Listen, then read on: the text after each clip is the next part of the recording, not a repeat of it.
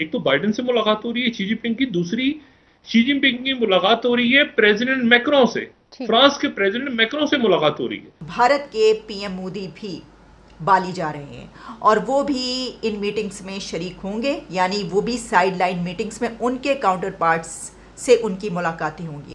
बाली में सदर बाइडन और सदर शी जिनपिंग के दरमियान एक मुलाकात भी तय पा गई है। इंडिया ने एक ऐसी गन बना ली है जिसको ऑटोमेटिक गन कहा जाता है और बॉर्डर के हदूद के अंदर रखे हुए अगर दुश्मन का कहीं से भी नामो निशान उसको नजर आता है तो बिना किसी वर्कर के, बिना किसी सोल्जर की ज़रूरत किए बगैर वो ऑटोमेटिक फायर करके दुश्मन को तबाह कर सकते। इस ज़िम्न में भारत ने एक लोगो भी तैयार किया है और उसमें वो जो कमल का फूल है, लोटस, वो भी उस लोगो का हिस्सा है। लेकिन मैं अल्लाह की कसम से कहकर आपसे कहता हूं कि जो आपके साथ जुल्म ज्यादती हुई है, पहले अगर मुझे मोहब्बत था, अब मुझे आपसे इश्क है। क्योंकि लोटस जो है फूल, वो भारतीय जनता पार्टी का इलेक्शन सिंबल भी है, उनका निशान भी है। अभी फिर मार्च शुरू हो गया है, फिर 21 नवंबर को रिपोर्टेडली एमबीएस ने भी आना है। मार्शल लॉ लगवाने की हर हरकत आप कर रहे हैं।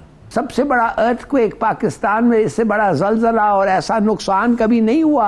और सोचिए, $500 मिलियन आए हैं, 100 मिलियन आप हजम कर रहे हैं। वो 100 मिलियन वो किसके थे भाई? हैंडीकैप तो पूरी रियासत है, इस वक्त पूरी रियासत हैंडीकैप्ड हुई है। कौन इस मुल्क के अंदर हैंडीकैप्ड नहीं है? हमारा तो कंपैरिजन में पहले आपको कह चुका हूँ नहीं है इंडिया के साथ। इंडिया जो है एक टेक जायंट है, टेक्नोलॉजी जायंट है, वो चाइना को अपना कंपेटिटर समझ। अब मैं जो अगली खबर आपको सुना रहा हूं वो सुन करके आपकी रूह तड़प जाएगी। आप जमहूरियत पे 3 हुर भेजेंगे और कहेंगे कि लाओ हकीकी आमरीयत दिखाओ। सिंध में 2 लाख शहरियों के लिए एक एम्बुलेंस दस्तयाब है जनाब। मैं आज़ाद कश्मीर में रहता हूँ, डिस्ट्रिक्ट कोटली। जब बॉर्डर लाइन एलओसी भी जाते हैं ना, जैज, जोंग और वारिद के सिग्नल नहीं आ रहे होते, एयरटेल 4G के सिग्नल हमें आ रहे होते हैं। अच्छा। इंडियन ऑक्युपाइड कश्मीर से।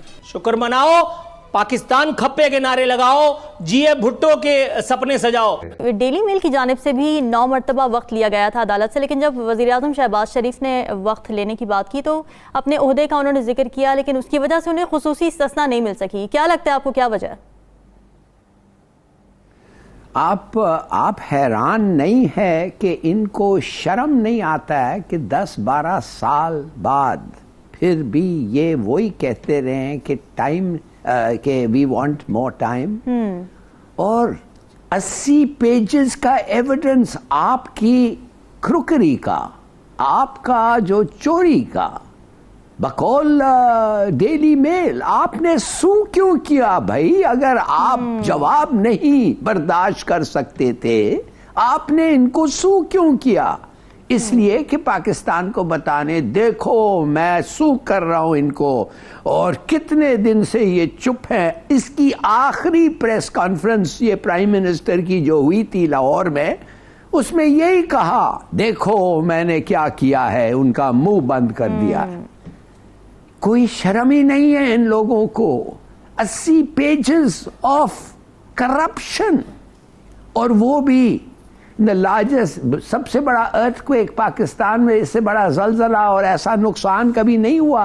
और सोचिए, $500 मिलियन आए हैं, 100 मिलियन आप हजम कर रहे हैं। वो 100 मिलियन वो किसके थे भाई?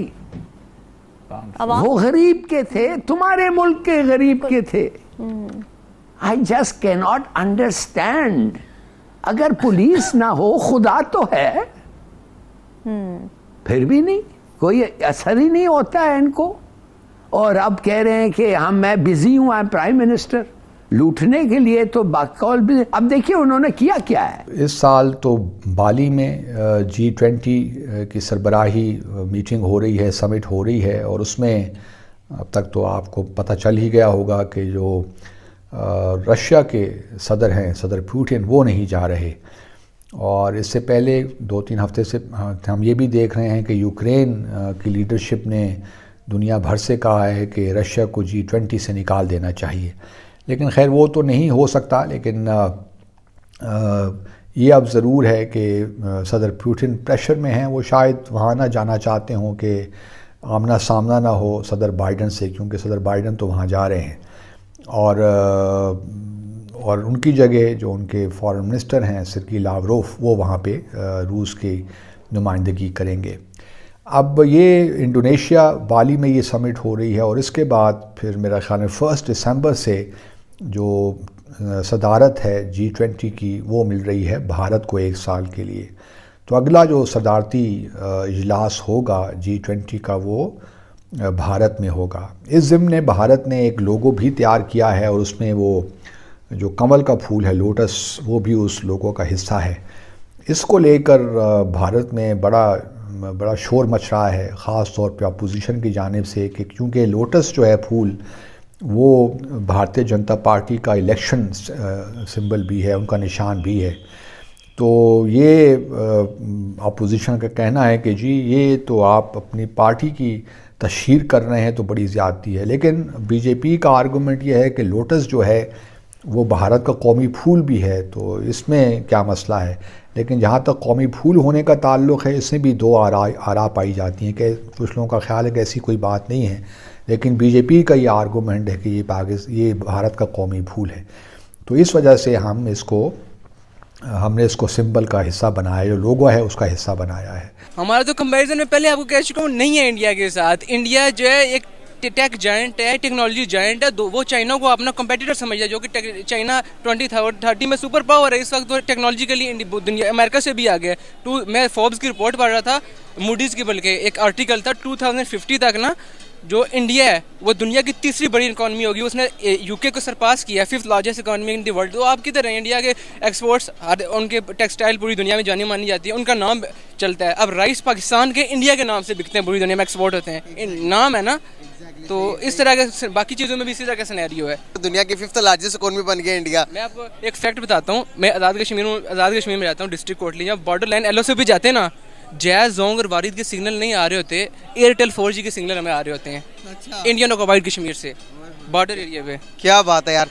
आप कश्मीर से हो तो आप ज़्यादा ब्रीफ कर पाओगे। अगर मैं बात करूं इंडिया के जो कश्मीर है, वहाँ पर नरेंद्र मोदी ने जो 370 का आर्टिकल हटाने के बाद और बहुत ज़्यादा डेवलपमेंट कर दी। इलेक्ट्रिक बसेस दे दी, रोड बना लिए, कारपेटेड रोड, उसके बाद स्कूलिंग निज़ाम अच्छा कर लिया, दुनिया का ऊंचा सिनेमा बना दिया, रेलवे निज़ाम बना दिया, माल ऑफ कश्मीर बना दिया।